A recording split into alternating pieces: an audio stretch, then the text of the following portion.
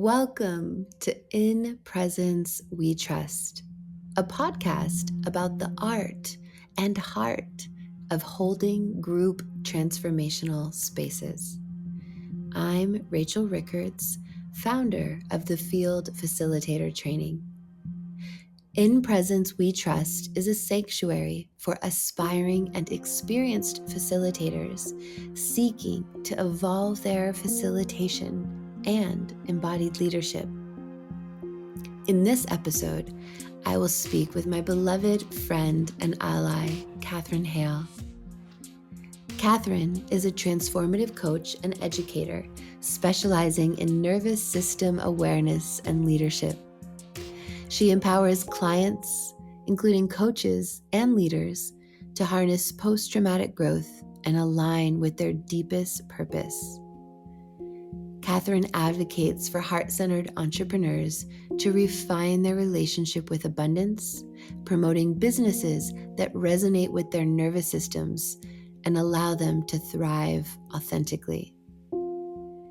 In the conversation you're about to hear, Catherine discusses her shift from facilitating sacred sexuality to trauma work, the importance of understanding the nervous system in group settings, and the relevance and importance of using psychedelics for healing. So, if you're ready to begin, join me in taking a deep breath.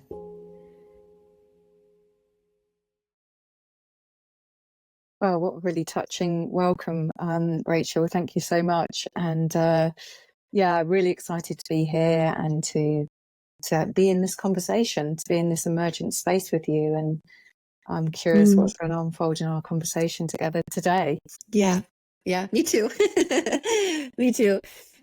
So where I want to start, Catherine, is with a little we're not going to go into like a whole historical thing, but we can. But what I'm really curious to start with is you, for a period of time, were facilitating more in the realms of sacred sexuality, temple work, and you made a pretty radical gear shift to working with trauma and nervous system healing. And I'm really curious to understand that moment of time for you where you made that gear shift and you said, okay, I've been doing this for this amount of time in this way, and now I need to do something different. What happened for you personally or professionally then? What caused that gear shift? Yeah, great question. I remember the moment really quite clearly, being in a workshop space and having done these recent trauma trainings, and then being in this workshop space and thinking, actually, what we're doing here doesn't correlate with what I'm learning about the nervous system.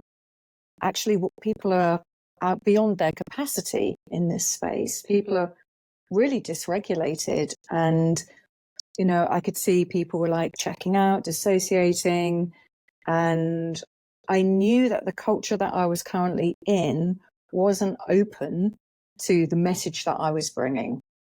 I'd kind of tried, and I knew there wasn't an opening to it. So I knew I had to step out in order to remain in my integrity. So that was a kind of, a moment of integrity, a moment of like, I need to go in this other direction, because this is causing harm, what's happening here. Perhaps not in a kind of like an overt way, but it was like these little moments, and I'm like, we're missing something here. We're missing to really support people to create the changes that they need in order to get what they came for, which is the transformation into a life that was more coherent, more aligned, more with more regulation and safety, and through that, more access to pleasure and well-being. And in that shift, what were the personal levels or indicators, and what were the professional? Because I'm imagining there was a little bit of both. Can you clarify what you mean by personal indicators? Yeah, as you made that gear shift into holding space with more trauma awareness and training, what were the personal pieces that were coming alive for you that were letting that, and that you then needed to work with to start to make that change professionally? Yeah. I'm one of these people that whatever I'm currently teaching is what I'm also working on deeply within myself. I mean, that's why we're facilitating, right? Because like we've walked the path.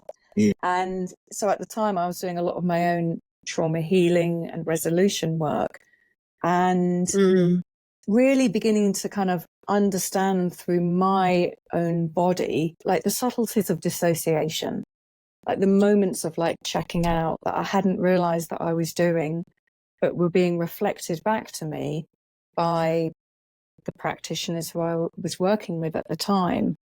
And I was like, oh, wow, I didn't realize I was dissociating. So if I'm not realizing it, then all these people in these group spaces are not realizing it either. And as facilitators, we're missing these like little moments, these little signals. And I got like really interested in learning about the social nervous system, because we weren't talking about that beforehand, and kind of really understanding the mechanics of fawning and people pleasing. And I was like, wow, like I'm doing that all the time.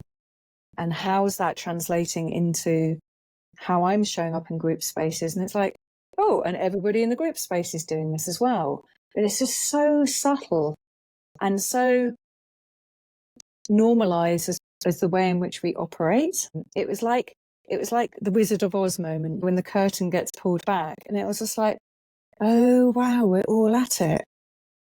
And we were all kind of focused on things like the flight response, or which were quite obvious, but this kind of subtle mechanics of what was actually happening weren't being seen. Can you share a little bit right now? Because perhaps there's some people listening who don't have a reference point for either their own disassociation or what that might look like in a group context or a social context. Yeah. So I'd love, can you share like what are some of those markers that you were noticing or are noticing? How can people start to recognize more this disassociation? Yeah. So disassociation is kind of like creeps up upon us. And so there's like these subtle changes on a physiological level. There's like changes in temperature of the body. So there's like a restriction of blood flow to the periphery. So the hands and feet start to get cold. So that was one of the questions I started asking people in my group spaces. If you were to notice the temperature of your feet right now, do they feel like they're the same temperature as the rest of the body? No, they're really cold. This is a sign that you're dissociating. And also the sense of like the feet being either really, really far away or really, really close. Like they're just not in the right place. So that was another question I started asking people. And then in terms of like thinking, dissociation makes us foggy. And so I started asking questions around that, like, how is there fogginess in your system right now? Is there fogginess in your thinking? And people are like, yeah. Like, to what extreme is that fogginess? And people were like, yeah, I'm really, really checked out. I feel like I'm not really here. And they couldn't feel like the weight of the body on the surface that they were sitting on. So it's like, where are your sit bones? It's like, oh, sit bones? Oh yeah, I've got sit bones. So it was always this like reorientation back into the body. And then noticing the moments when people would check out again, and there'd be this kind of this look in the eyes. It's kind of like this going away look, kind of like daydreaming, but like they've just left the body. So I began to be really good at kind of like noticing that in myself and noticing it in other people, these really subtle moments that would happen. So my system just got very attuned to feeling that. Yeah. Yeah. And I love what you're highlighting here too, which is we tend to focus on some of the other more like louder instinctual responses or activations. And yet this one, so subtle, is almost more pervasive. Totally. Yeah. I think since COVID, since we've all been through this like kind of pandemic, the trauma of a pandemic, there's so much more shutdown and also freeze that I'm seeing in the collective. So people who are already struggling have kind of like, there's nothing left for them. There's no resource left. And so there's this like big disconnect, big checking out. It's like it's the only way to cope is to be checked out. Yeah. And so bringing this into group field space, like knowing this as a facilitator, how has this changed the way you're approaching your work in groups? Well, it's just like the awareness of knowing that it's happening and naming it and normalizing it. Because the collapse response, as I call this dissociation, I also call it collapse, is one of the most shamed responses that we have. And it's actually, it makes sense because shame maps onto this response. And so I try to kind of create spaces where people can be de-shamed around this by the normalization of this as an experience. So I think that's the first step when we're holding spaces, is the normalization, the de-shaming of what is inherently a survival response that's playing out. It's not wrong. It's there to keep us alive. It's doing its job. It's just got locked into a particular way of responding that isn't helpful anymore for us.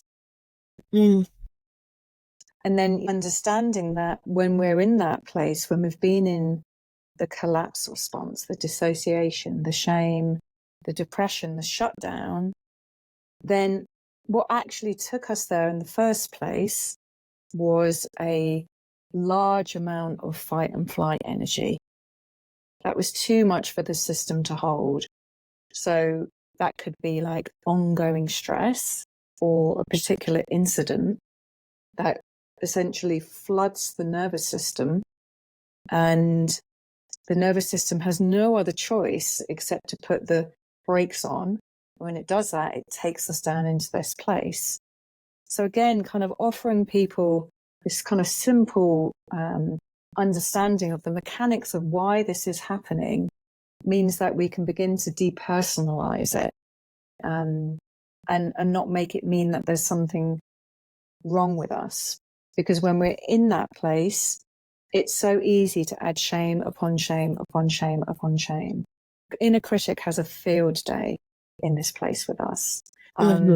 So again, just kind of like helping people to understand this, the mechanics of it is another way of empowering people in group spaces to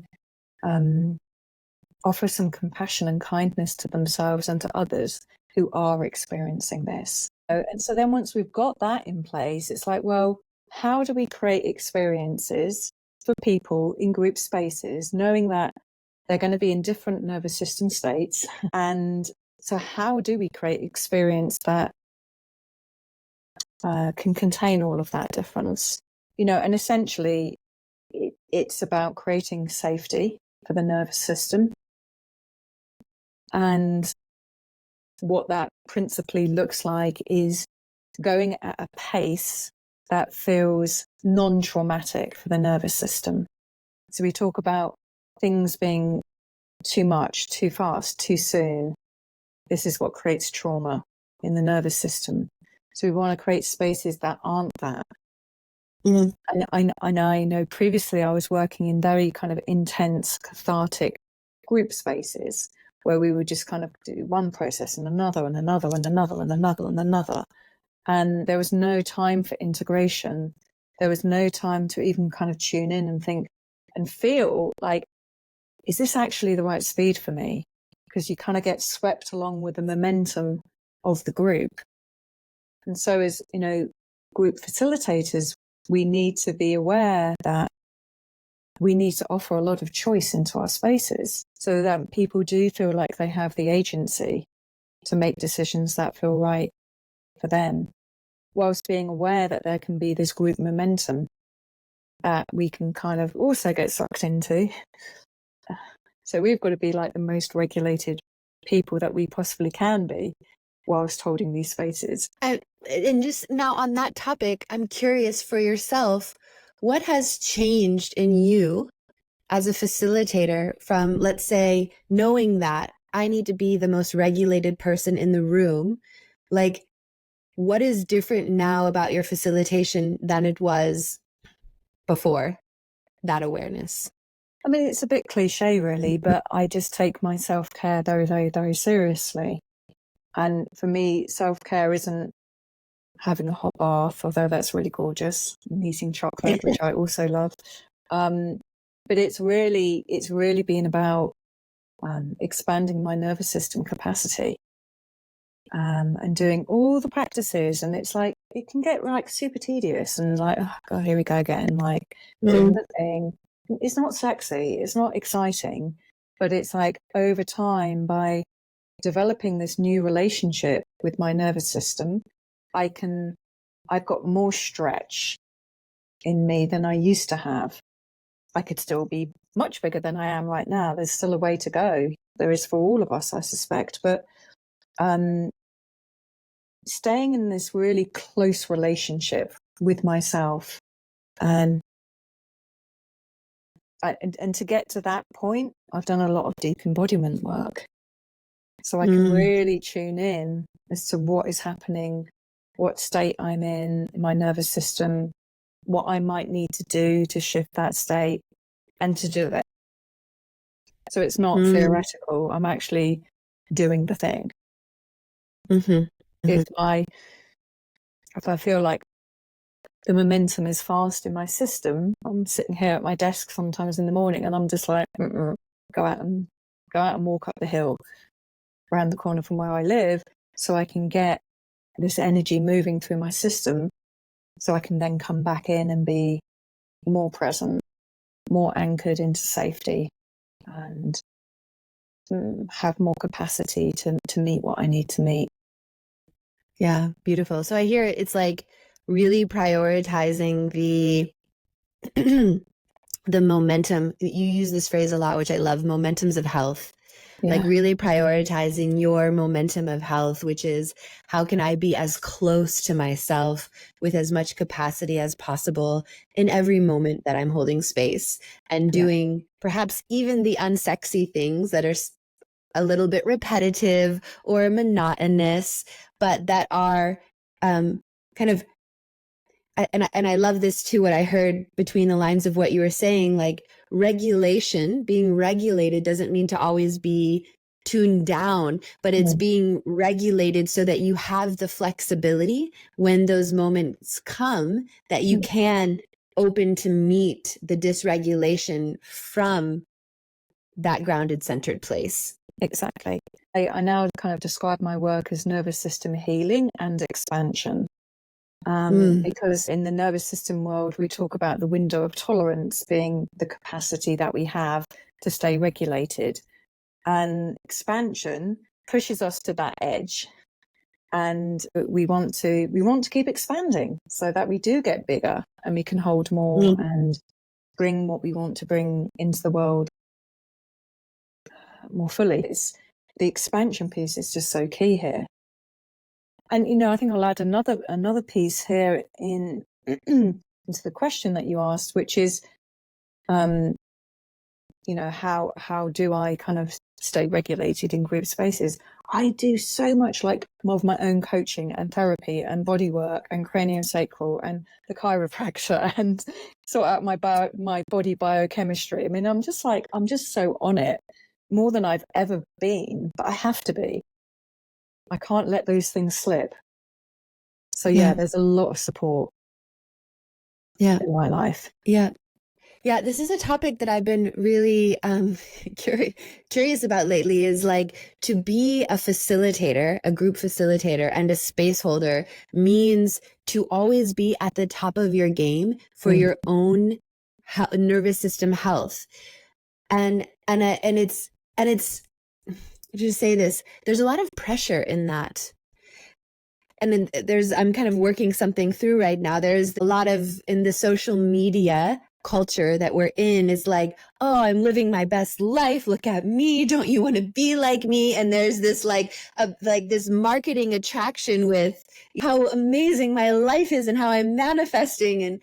And and yet there's also a reality that people struggle and that we go through hard stuff, and that can't be in any way controlled out of the equation. Yeah. But I just want to highlight this, what you're sharing about, because as space holders, I remember a moment very, very clearly where I was really low capacity because just personal stuff that was going on and relationship and this, and a participant needed to have a conversation with me. And I remember feeling so burdened by that conversation. And it was like this moment to, it was such a very clear indication where I was like, this shouldn't be a burden. This should just be easeful. And this indication that I feel burdened means I don't have capacity. My nervous system is lacking capacity to hold people. Yeah. And it was like a light switch went on. I need to increase my capacity, because if I don't, I can't do my own job. Yeah. Yeah. And I want to say this because I think there's a lot of professions in the world where people could just get away with being low capacity and still doing their work. And for group facilitators, what we're seeing more and more is it's unacceptable and inexcusable. Yeah. Yeah, absolutely. We've got to be at the highest standard that we can be. And learning, I'm always, like you, I'm always kind of studying and learning new things and integrating that into my work. And because it's demanded of us by the people that we work with. So it's like radical self-care and stepping up the game professionally to be on the ball with X, Y, and Z, whatever theme it is. So it does require a lot. Yeah. It does require a lot. Yeah. Hats off to you, and just like shout out to every facilitator in the world. It's something, part of the passion and excitement I have for opening up this podcast is that people can start to realize the magnificence of the beings that do choose to be group facilitators and why, and what makes them so extraordinary. So this is just like the behind the scenes, opening up the curtains. Someone just doesn't step onto the stage as a ready-made leader and facilitator. There's so many years and so many hours and so much that goes into creating that person that has that thing that we all love, that light, that shine. Yeah. And in that, I'm really curious, what is that new learning growth edge for you, that new thing that you're right now for yourself studying to integrate? Because I imagine you should see the pile of books that is next to me right now. Yeah. Is there a common theme amongst all the books, or is it like scattered? No, I mean, it's like always the deeper inquiry into the nervous system, always trying to get like the latest information about, okay, where's the science taking us now? I was listening to something the other day, and a nervous system, another facilitator who I follow, and she was talking about menopause, and I've been through menopause and had my own journey with it. And she was saying, well, now the science is pointing towards that all of the symptoms we experience in menopause are related to the nervous system. And I kind of knew that to some degree, but to have it kind of spelled out so clearly, it was a moment for me. It was a moment because I see every woman goes through menopause, and there's so much that we have to learn through that initiation on all the different levels. And if we can approach it with a particular strategy that's based around the nervous system, I think women are going to have a much easier time of that transition and come out the other side of it stronger, brighter, and really here to bring their gifts forward. So yeah, I'm always kind of there at the kind of cutting edge of the nervous system pieces. Psychedelics has always been a topic of fascination for me as well. And I'm always trying to discover something new within that realm and seeing how that translates to what's happening at a nervous system level as well, and researching the science there and having experiments myself in that territory, to really see how that facilitates this. Like, how can we actually extend the amount of time where we are in that expanded state? Like, how can we grow our tolerance for that, so that that can become more of our resting place? And so, like with microdosing psilocybin, it's one of the ways that I've discovered that helps to kind of hold those energies for me, that energy of expansion, not in a kind of tripped out kind of way, but a very kind of subtle way that builds new neural pathways into health and regulation and joy. So I guess those are kind of two of the areas that I'm really inquiring into at the moment with my own work. I would love to hear you speak a little bit more about the connection between the nervous system and psychedelics, because I haven't quite heard that connection yet. And if there's some more there from you, I'd love to dig a little bit deeper into that. Yeah, sure. I mean, a lot of this is based on personal experience. And so what I see is that psychedelics have the possibility to take us into joy and love and gratitude. And when I map those experiences onto the nervous system, that's what we would call the ventral vagus state, which is where we're socially engaged and we're safe and we want to be with other people. So I feel like psychedelics and a lot of the traditional ways of using psychedelics, which invite us to sit in ceremony, to sit in a circle, to sing, actually really support the ventral vagus, or the vagus nerve, to come into tone in our systems. And when we do these things repeatedly, what we're doing is reinforcing the pathways that can access those states. So if we've been kind of used to pathways that take us into dissociation, for example, then psychedelics offer us a pathway into something that's more healthy for us. And the beauty of psychedelics, when used in the right set and setting, because this is really important, is that they create neuroplasticity, which means that our neural pathways become more pliable, I guess. It's a way to describe that. But we've got to make sure we're in the right set and setting, because if we're having a bad time, we're rewiring to having a bad time. So any kind of explorations into psychedelics need to be held with a high level of care, because we can rewire to something that we don't want. So we need to set the conditions appropriately so that we are safe, we're in connection, self, other, nature, the elements, joy, celebration, gratitude, rather than I'm going to go off and do it on my own and have a bad trip and wire into something that's more harmful for myself. What if someone was, like, for example, and we're relating to the nervous system here, struggling in their life and wanting to use, like, for example, microdosing to start to support that shift out of the struggle? How, like, I'm just getting curious, because it's like, what comes first? The me being in the state that I want to reorient towards versus the use of this to shift my state. But if I'm in a bad place, how do I get out of that state and know that I'm not just continuing this downward spiral? Yeah, great question. So, I mean, my interest is mostly with psilocybin, magic mushrooms, and basically magic mushrooms, or psilocin, the active ingredient in magic mushrooms, activates serotonin. So we take a microdose and we get this little boost of serotonin. So it's like a little lift in the system. And so if there's been a tendency to go into collapse, we take a microdose and it's like, oh, I'm lifted just a little bit. I'm kind of like facing more in the direction that where my well-being is. And then the next time you take it, I mean, I do protocols on certain days of the week. So then it's like next day, oh, I've had that experience again. Oh, I'm rewiring and remembering that I have access to this place, to this state.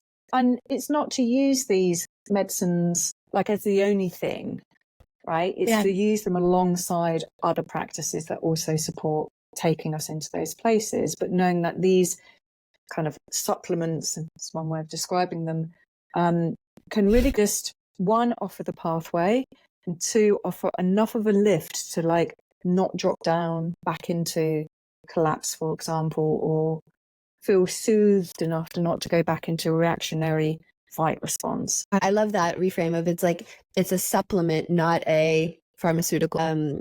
It's not getting rid of the symptoms. It's supporting to meet them, giving more.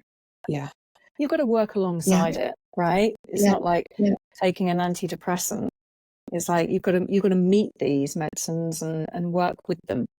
And I think the beautiful thing about mushrooms or fungi is that they're designed to connect. That's what they do. Like you dig up mycelium and it's like it connects. And so it helps us to connect back to, you know, our wholeness. It helps to rewire our brains and it helps us to connect to others. So I think there's a lot of learnings and teachings within the can't think of the word to describe it, but the way in which mushrooms and fungi actually kind of operate their behavior. I think as human beings, we've got a lot to learn from them. Yeah, I would agree. It's definitely part of the collective consciousness right now is the use of all different kinds of mushrooms, not just psychedelic, for healing and for some of those, I don't know to say, the missing puzzle pieces, some of those like stepping stones that are taking us to that next greater awareness as humanity. I'm curious if there's anything that you're like that mushrooms have taught you or given you a greater capacity. Like how have mushrooms and your work with them impacted the way that you show up in groups or aided you as a group facilitator? Yeah, I think, you know, what they've taught me is this kind of like step-by-step approach. It's like a little bit, a little bit, a little bit, a little bit, a little bit. And often when people come to group spaces as participants, they're looking for like the big breakthroughs and like the whole of life to change in that moment. And I think mushrooms have taught me this steadiness, this rhythm. It's like it's one step at a time. It's just like one neural pathway. Okay, that gets changed. Okay, now something else can change. It builds upon itself. Rather than a total restructuring in one workshop. And that creates inherent safety for people because it creates a steadiness. I can feel my body wanting to rock as I talk about it because it's just like, oh yeah, we just do this and then we're going to do that and then we're going to do that. And it's kind of, we're just going to trust that this is all heading in the right direction. We've lost our relationship with seasonality and how things take time. The mushrooms, it takes time for them to grow. The apples, it takes time for them to grow. We go through these stages and it's like people come to workshops wanting to be the red apple on the tree. Well, you've not even been the flower yet. So we've got to like learn that there are these like natural steps and stages that happen in our evolution and that happen within transformation. And I think the natural world and mushrooms kind of they show us that. They teach us that. Patience, right timing. Yeah.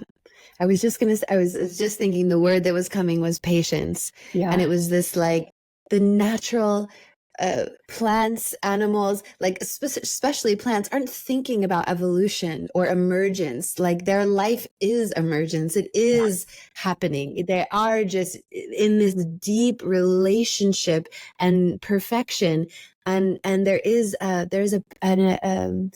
primordial patience of just like, it will take the time it takes. Yeah. And what you're speaking about is so gorgeous, Catherine, because it's one of the things that I really love about you, which is I just feel safe in your presence. The way that you speak, the tones that you have, the way that you present yourself and hold yourself, all of it is just like, it's soothing to me. And I really appreciate from that, like, what has to be happening inside of you for me to feel that in your presence continuously, like really continuously all the time, when we're holding group space together, when we're at the sauna at the spa together, when we're having a planning and production meeting on Zoom, like whatever we're doing, you're just holding that pillar that, like, for me, you are the reminder of the mushrooms. So it's really beautiful. It's one of the things that I love about group facilitators, is that there is a frequency that you're emitting in your spaces, and there is a direct relationship or connection to who you are and where that source frequency is coming from.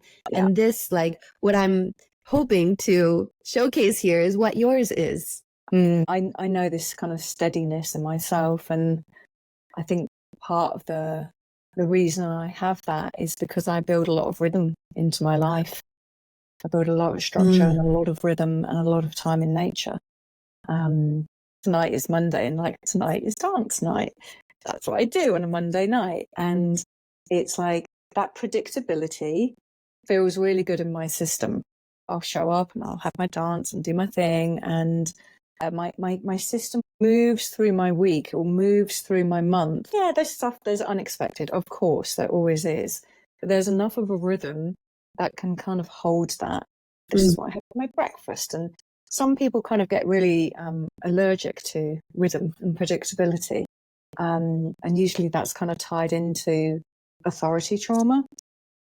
But when we kind of work through that, we can come back to what actually does my body need to feel its most vital, to feel its most kind of connected to health and well-being.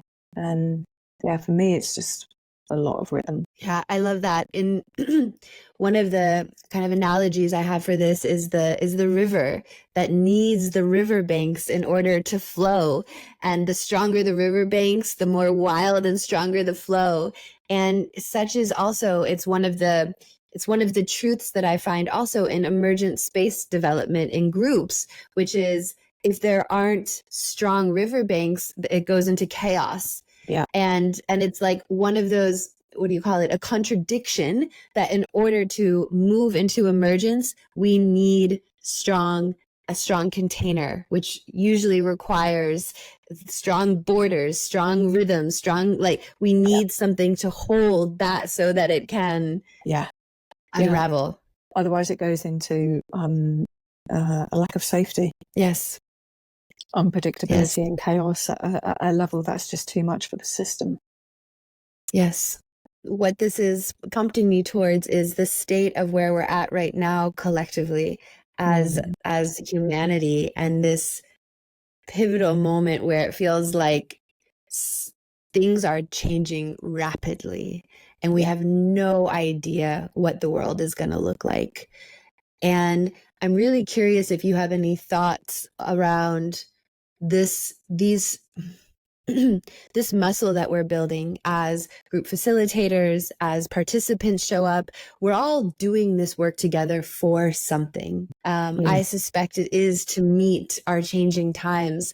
And I'm curious if you have any thoughts on that, and the work that's needed for us as individuals or as groups to be able to meet this changing time, and what the nervous system, like what information or new awarenesses and insights around the nervous system might be needed to aid us in that new moment that's coming, or that is here.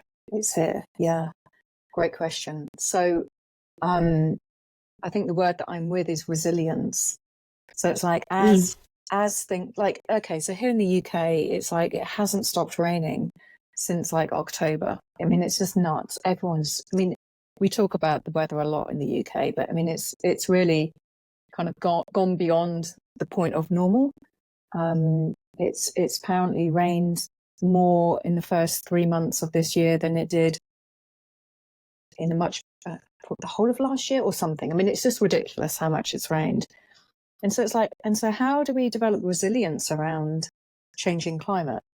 and how it impacts our lives, and how we can't go and do the things that we would normally do because the weather is preventing us from doing that. And it's the weather, it's the economic system, it's the cost of living, it's the cost of petrol, it's the going into the shops and like, they don't have that thing anymore because of Brexit, and we can't get those things that we used to be able to get into the shops anymore. And then the kind of like on the political level, the destabilization that's happening there. And it's very easy to get triggered. And so it's like, how do we build resilience, but not on our own? How do we build resilience in community? How do we learn to start leaning into and supporting each other on the community level? And I think in kind of group facilitation, like the days of the lone wolf are over. Now, I've been a lone wolf. We were having this conversation the other day with Christian. It's like, he's been a lone wolf. We've all done it. And it's like, that's an old paradigm. That's kind of tied into my needs aren't going to be met, so I have to do it all by myself. And as we move out of that level of consciousness into, I can't do this without other people. I have to have others around me. And I mean, speaking personally, this last kind of, not even a year, less than a year, I was like, I need collaboration. I've got to call it in. And now I've got it like with you and the field and Christian and David. And I'm doing this big retreat with another dear colleague. And it's just like in my community, it's just like, wow, here it is.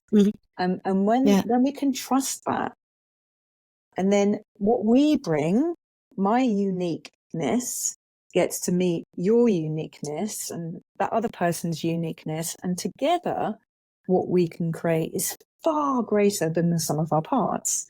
So I feel like that's my personal shift, and what I'm seeing collectively is needed. And yet at the same time, there's huge separation. We're seeing these wars happening, separation between nations.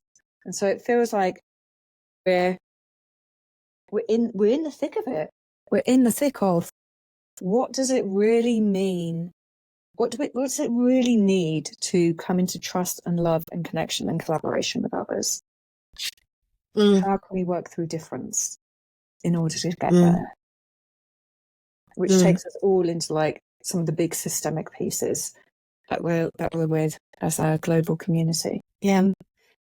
This is so gorgeous, and I think you're right on the spot. And I also imagine one of those big pillars is trauma. And there's like a collective, I don't know what to call it. It's like I just see a garden and I see all these sprouts coming, and it's all the unresolved, unmet trauma that we also need to face together as a part of our healing journey, so that we can continue to come together and collaborate and allow that kind of like collective emergence of the greatness of what we can create together to have a chance to actualize. Yeah, absolutely. Absolutely. This isn't about individual actualization. This isn't about, no. That's the old story. Yes. Yes. We'd love to hear in this, there's like, trauma is such a tender and also explosive in a way topic in many ways. I know some group facilitators who say they won't even say the word trauma in their space because either they don't believe in it, or because then all the trauma in the room erupts just by the word. And yet there's, in these spaces, I find a kind of avoidance that's unhelpful. And I would just love, I imagine you have a really beautiful frame on trauma and the healing that's possible, and what actually going there can give us in our lives, what's possible on the other side of trauma, to say. And I would just love to hear, to be re-inspired in a way by you and your perspective on what's actually there and what's possible. As you say that, the words of Charles Eisenstein come to me. And I probably won't paraphrase this correctly, but he talks about this beautiful world that our hearts know is possible. And for me, that's post-traumatic growth. It's being in that place. It's about having that perspective. It's about creating that experience. There are different reasons why trauma exists. We can separate it into developmental trauma and systemic trauma and all these different experiences that kind of lodge themselves in our bodies and our nervous systems. And so I feel like as a culture, we need to really recognize just how traumatized we are as individuals and as a culture. And it's about being able to kind of shine the light on all of these different areas whilst being able to stay in capacity and not get kind of like railroaded by the momentum of trauma, because it is really, really strong. So it takes us back to what we were talking about at the beginning, which is, as group facilitators, we need to have the strongest momentum of health, stronger than the momentum of trauma that shows up in our spaces, which is a big ask. It's a really big ask. Yeah. But for me, post-traumatic growth is actually this place in the nervous system. It's the ventral vagus state, which is where the mushrooms can take us. And it's that place where we feel safe, we feel connected to ourselves, to our bodies, to others, to the wider global community. It's where the experiences of love and joy and safety and togetherness, it's all kind of like the higher neocortical functions come online in that place. So compassion and empathy and attunement. And so when we can orient ourselves into that place, then naturally we start to live our lives and take action according to the felt sense of being in that place, as opposed to living our lives from survival and fear, where we're going to perceive the world as a dangerous place to be. So again, like when we come back into doing the nervous system regulation work, we give ourselves a really good chance of shifting how we experience the world and therefore the impact that we can make on the world. Beautiful. It's so beautiful and so big. And I feel the dauntingness and importance of what you've named here, which is that as group facilitators, our momentum of health needs to be stronger than the momentum of trauma that we're going to meet in our space. Yeah. And I just want to like hang out there for a minute, because just that, and in that awareness, it becomes really clear why working together in teams is also so essential today. Yeah. We can't hold that. We can't hold the personal trauma that's in the space, the collective trauma that comes in. It's just so up. It's so there. We need to be a united force in order to be able to meet that, to hold the pieces as they arise. Because those bigger pieces, the bigger systemic pieces, they're going to affect us as individuals differently based on our life experience. You know, a person of color is going to have a very different experience to a person who's white. Somebody who's in a male body will have a very different experience to someone that's in a female body. You know, so we need to have kind of to be in teams and in collaboration where we can play to kind of like our strengths in this kind of I guess, and it's like how much of these systems impacted us and traumatized us, and we need to be around other people who they've impacted less, so we can lean into them as these topics come up. I'm curious, as I imagine there might be many people who are new or upcoming facilitators, people who are just starting out, who are tuning in right now.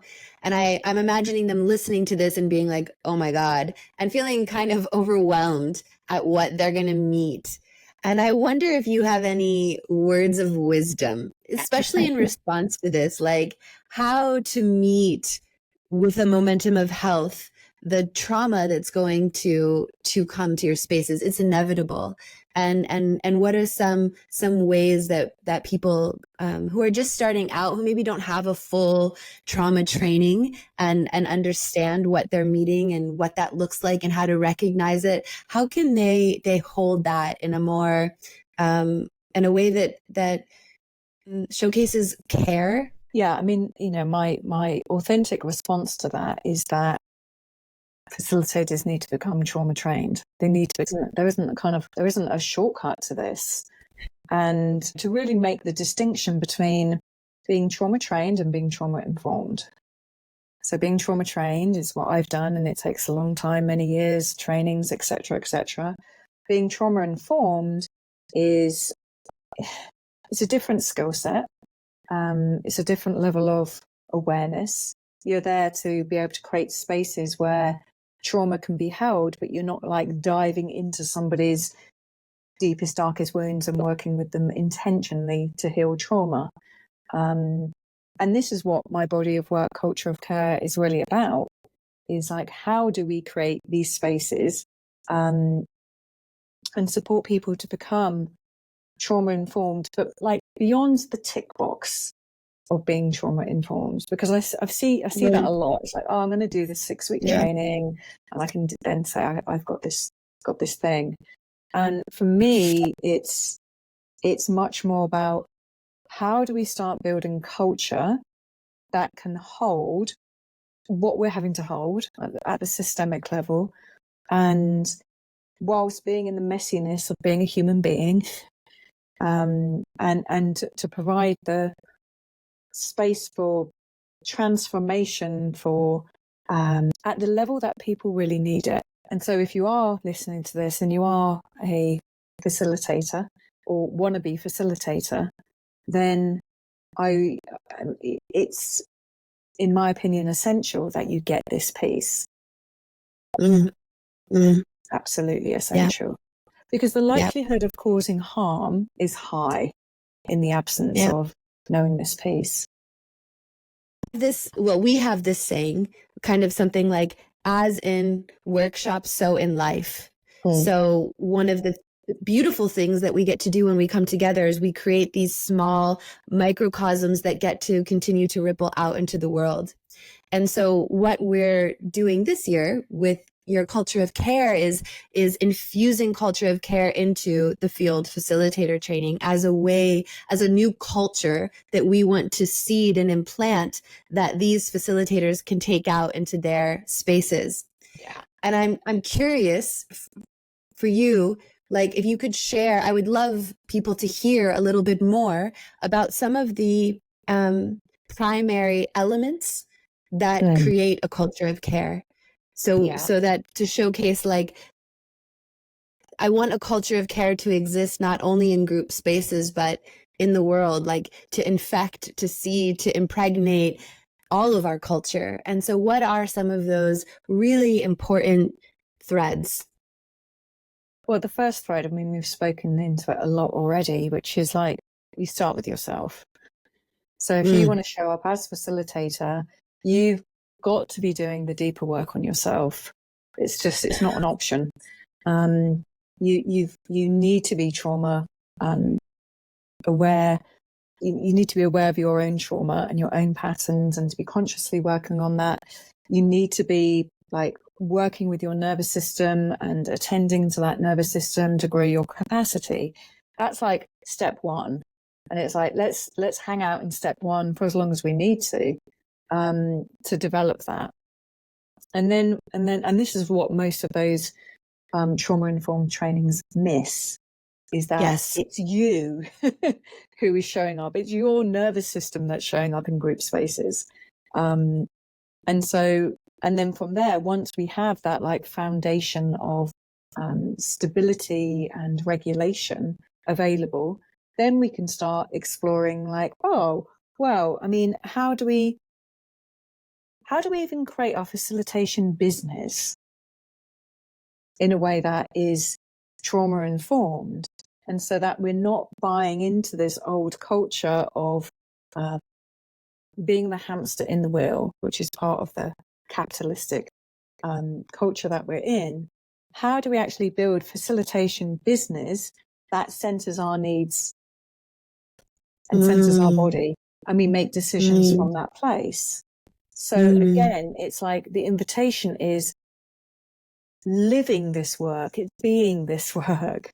And so there's the business, there's the relationship with money, there's how do you relate with your clients, who do you invite into your spaces, how do you relate with them from the minute that they contact you? We need to look at our the places where we need to grow, you know. So looking at kind of like the systems of harm, like, have we unpacked our white privilege?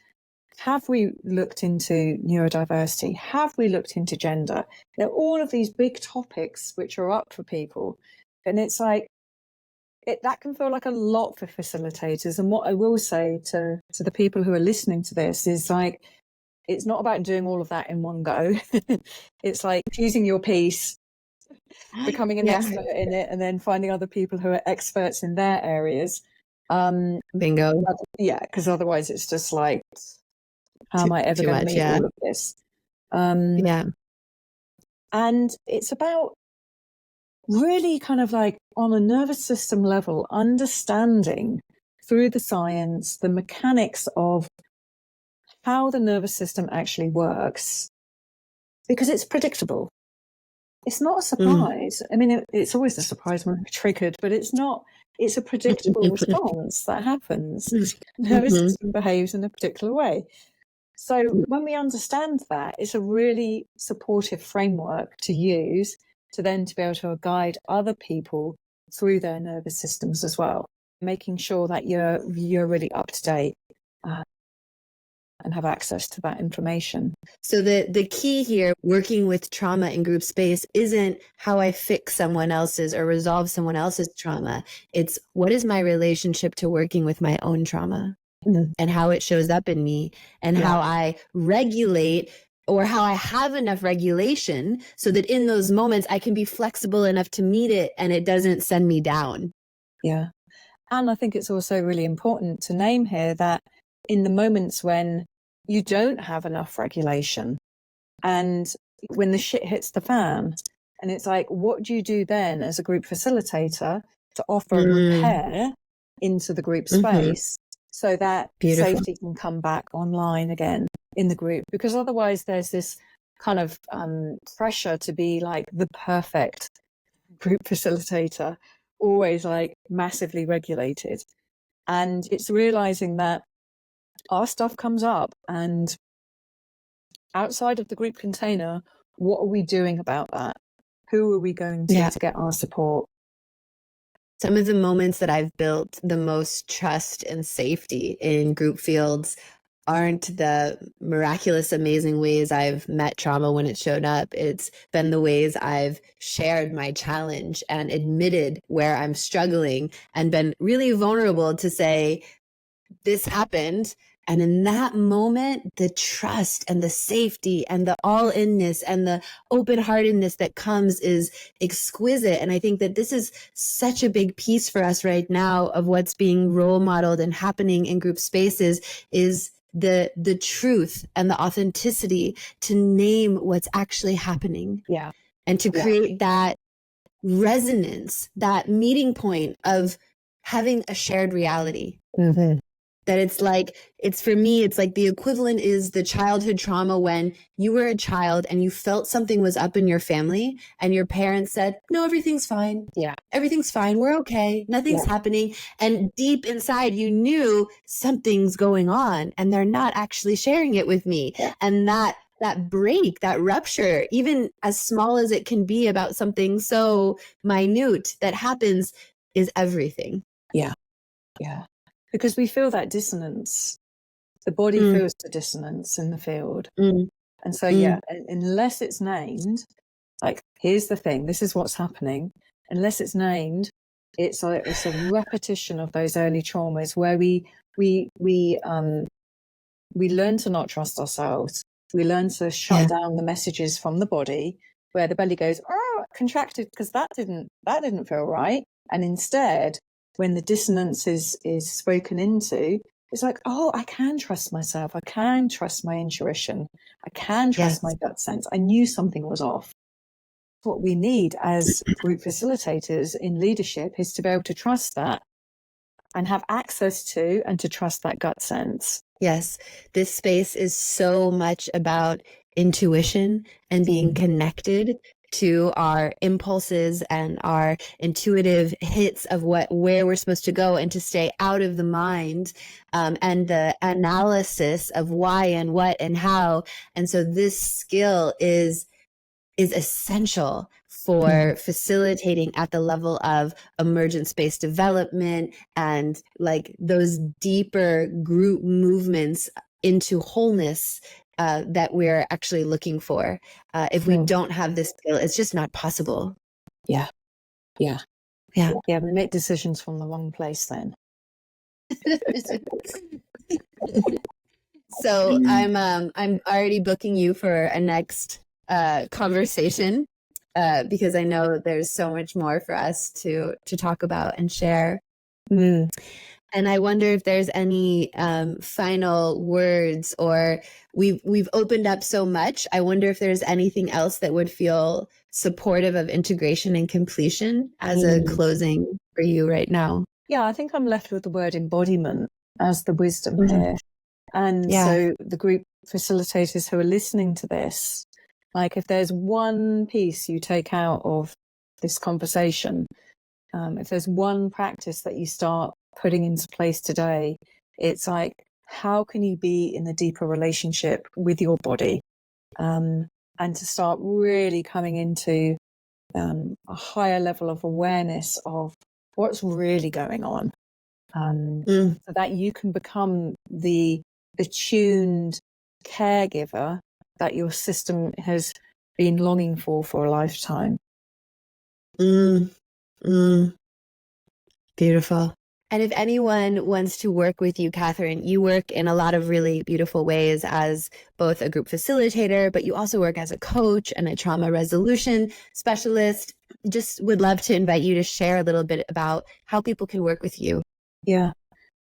So I have kind of a limited number of one-to-one slots available these days, because I'm so kind of doing many other things as well. But yeah, certainly I work with people around the trauma as it shows up in the context of their life, but also in the context of their business. And I offer a group container called Anchored in Regulation, and it's running at the moment. Gorgeous. And then I'm showing up in group containers like the Field and an Emergent Eros retreat, which we're going to be launching tomorrow, which is a big retreat at Osho Lila this summer. So yeah, come over to my website and take a look and see what's there. Yeah, beautiful. And we'll have links to all the places, especially Catherine's website below. And I just want to say thank you again so much, Catherine. I love you even more if it was possible. And I'm just so like, it's like proud and hopeful that there is this continued conversation around trauma and the nervous system, and like all the threads that link from there, and all the ways that you're supporting people to meet that. I just feel, so grateful. Thank you so much, Catherine. And thank you for listening to this 6th episode of In Presence We Trust.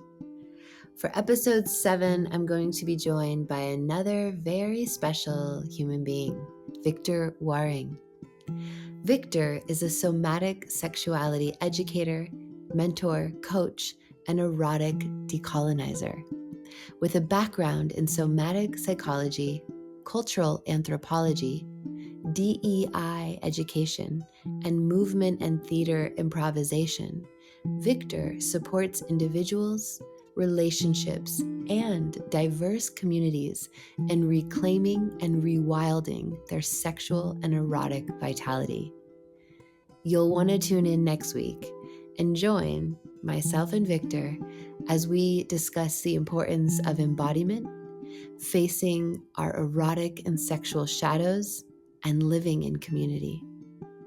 He describes his work as rewilding eros, reclaiming our true nature as human primates, and introduces the concept of erotic decolonization. Until next week, check out my website for more information on upcoming courses with myself and all my interview guests. Special thank you to all the beings who have contributed to the creation of this podcast: Michelle, Vaishnavi, Joby, Lavinia, and the Soundfields, Thomas and John. And thank you again for joining me as we continue the journey and open up this new communal space and learning environment that is In Presence We Trust. You can subscribe or follow wherever you get your podcasts. And if you're watching on YouTube, please feel free to like and comment below. Until next time, deep breath.